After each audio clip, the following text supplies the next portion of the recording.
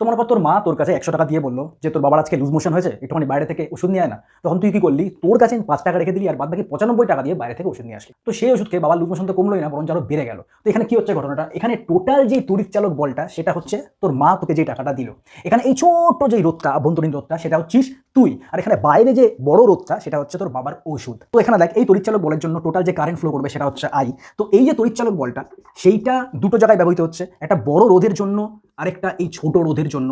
তো এখানে বড় বিভবটা হচ্ছে বাবার ওষুধের পেছনে যে টাকাটা গেল, আর এখানে ছোট বিভব প্রভেদটা হচ্ছে তুই যেই টাকাটা নিলি, মানে 5 টাকা। আর এখানে টোটাল যে তড়িৎচালক বলটা সেটা হচ্ছে তোর মা তোকে যেই টাকাটা দিল। এখানে আমি কি লিখতে পারি দেখ, এখানে ভিটাকে লিখতে পারি capital I into resistance, plus এই ছোট ভিটাকে কি লিখতে পারি, ক্যাপিটাল আই ইন্টু ছোট্ট রেজিস্ট্যান্স। তার মানে এখানে কি বেরোচ্ছে দেখ, আইকে যদি কমন নিস, R plus small r equal to E বেরোচ্ছে। তার মানে আই এখানে কি হচ্ছে, capital E by R plus r. তার মানে এখানে কি হচ্ছে দেখ, এখানে তুই টাকাটা নিচ্ছিস বলেই তো বাবার পেছনে ওষুধের টাকাটা কমে যাচ্ছে না। তুই যদি না নিতিস তাহলে ওষুধের টাকা কমতো না, তুই মাঝখান থেকে এসে টাকা কমিয়ে